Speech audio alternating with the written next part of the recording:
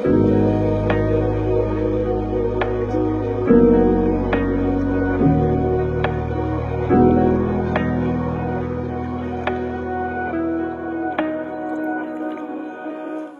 bom estar diante da câmera uma vez mais. Na última vez que nós falamos, eu dei algumas dicas da minha iniciação no mundo das comunicações sociais. E hoje eu quero ser muito justo. Eu começo um trabalho juntamente com um amigo e irmão meu, que é o Vitor Kobayashi, ele que está sendo responsável pela técnica de gravação. E eu agradeço muito a você, Vitor, por me ajudar muito, por me estimular, por encorajar um velho a começar do zero aquilo que muitos começam hoje já quase no berço.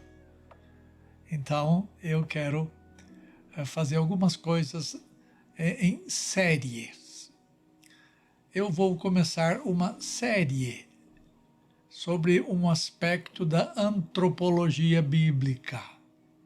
Eu tenho escrito uma porção de coisas e eu quero falar sobre o órgão central da personalidade humana, que é o coração. E esse coração não tem nada a ver com aquele órgão físico que bombeia sangue, em sístole, diástole, e leva o sangue para todas as partes do nosso corpo. Não é desse tipo de coração que eu estou falando, ou que vou falar, embora a palavra usada seja a mesma. Então eu quero mostrar a vocês que existem algumas palavras que apontam para a interioridade humana. Várias vezes a Bíblia usa órgãos interiores do corpo humano para expressar a ideia de interioridade. Vamos falar muito sobre coração, mas a Escritura usa termos muito interessantes que estão fora do uso comum hoje.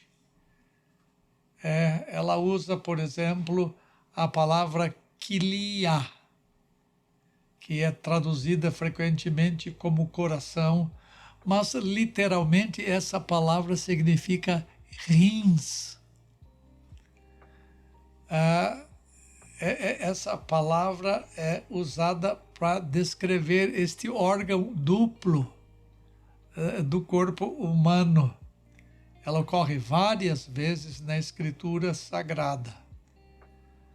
E ela é traduzida como coração ou como interior. Por exemplo, se você vai para o Salmo 139, verso 13, você vai ler o seguinte: pois tu, Senhor, formaste o meu interior. Interior aqui é a palavra quilia. Tu me teceste no seio da minha mãe. Seio é outra palavra para apontar para alguma coisa íntima. Mas rins é muito usado. Eles são considerados como órgãos interiores do ser humano. Nos tempos da Escritura, a medicina não era ainda desenvolvida, mas hoje sabemos da importância dos rins para a saúde do corpo, como se pode ver hoje. Com os avanços médicos modernos, agora sabemos o que os rins fazem. Eles mantêm o corpo no fenômeno chamado homeostasis.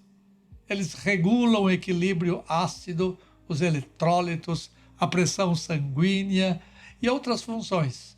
Os rins cumprem essa tarefa por filtrar, absorver os componentes necessários. Isso significa que os rins são uma espécie de vasos. Eles funcionam para regular e equilibrar todo o corpo. Então, quando a Bíblia fala que a parte interior nossa, o nosso ser mais interior é chamado de rins, ela está dizendo que esse órgão tem uma importância muito grande. Por exemplo, o nosso rim físico, nós temos rins dos dois lados. E quando eles estão com defeito, todo o corpo recebe as consequências das lesões renais. Quando os rins estão bons, por outro lado, todo o corpo é beneficiado. Da mesma maneira, nós podemos dizer que quando o órgão interior está bom, todas as esferas da nossa imaterialidade também vão bem. Isto é, quando o seu ser mais interior vai bem, todo o seu ser reflexa o estado bom da sua interioridade. Então, a palavra rins aparece.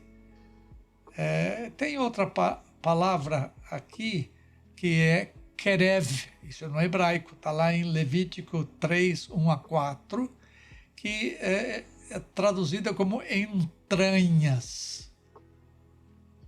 Juntamente com kilia, tem kerev. E elas significam as partes interiores, como as tripas, como os bofes, indicando que são coisas que estão lá dentro que normalmente nós não vemos. E o estado real delas determina o estado geral físico e o estado geral emocional, psicoafetivo e espiritual. Quando você está bem lá dentro de você, que aqui chama de rins ou entranhas. Quando você está bem lá dentro, tudo tem repercussão fora. Então, o que nós vamos falar nesses estudos a seguir é a respeito dessa interioridade humana. Existe outra palavra hebraica, aliás, kilia, também é traduzida várias vezes como coração. Por exemplo, em Jeremias 12, 2, Deus diz, plantaste-os e eles deitaram raízes, crescem, dão fruto. E eles te têm nos lábios, mas longe do coração. Para nós essa linguagem é ótima. Quer dizer, nós temos o coração longe de Deus. Mas seria estranho no mundo em que nós vivemos falar assim. Eles te têm nos lábios, mas longe dos rins. Não pega muito bem, porque a palavra coração é que ficou consagrada. No decorrer da história, a palavra coração caiu no agrado, e então todos nós, de alguma maneira, entendemos que coração significa alguma coisa interior nosso. Eu posso até fazer uma piada, por exemplo, quando você ama alguém e você quer dizer que você ama profundamente, você fala assim, eu amo você do fundo do meu coração. Agora, seria estranho dizer assim, eu amo você do fundo dos meus rins, ou do fundo das minhas entranhas, ou dos meus bofes. Fica até deselegante. Mas essas palavras na Bíblia são usadas para apontar para um aspecto muito interior nosso. Né? Então, existe uma outra palavra que é mais usada no Antigo Testamento, que é a palavra lev, ou levá, que é traduzida mais frequentemente como coração. E nós vamos estudar alguns textos da Escritura que falam disto. O coração, como eu disse no começo, é o órgão central da personalidade humana. O inglês chama de the innermost being, isto é, o ser mais interior. Quando você fala do coração, quando a Bíblia fala do coração, via de regra, ele está se referindo a esse estado interior nosso que reflete na nossa comunicação, reflete no nosso rosto, nos nossos lábios, nos nossos olhos. O seu estado interior determina, de alguma forma, a sua situação externa. O seu físico é retrato daquilo que você é interiormente. O seu coração, portanto, tem uma importância muito grande. E você deve estudar na Escritura este aspecto da antropologia bíblica. Né? Então, no Novo Testamento, eu vou concentrar depois, mais tarde, somente numa palavra, que esta é mais conhecida, porque o grego, de certa forma, é mais familiar à nossa língua, porque muitas palavras técnicas de ciências se servem do grego. Por exemplo, a palavra cardia. Cardia é coração no grego. E daí vem cardiologia, vem cardiopata, uma série de palavras que tem a ver com o coração. Nas ciências tem a ver com o coração físico, com o órgão que bombeia o sangue. Mas na fé cristã, na antropologia cristã, a cardia tem a ver com a nossa interioridade, com o nosso coração, com o nosso ser mais interior.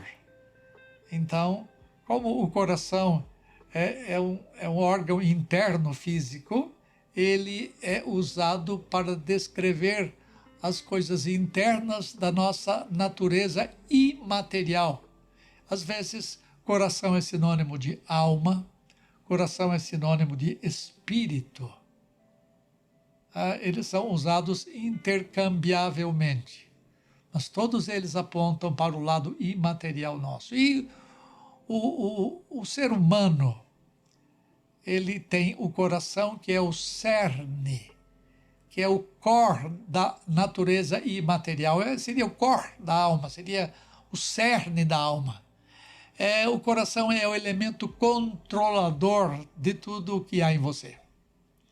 E vou falar mais coisas mais tarde sobre essa matéria.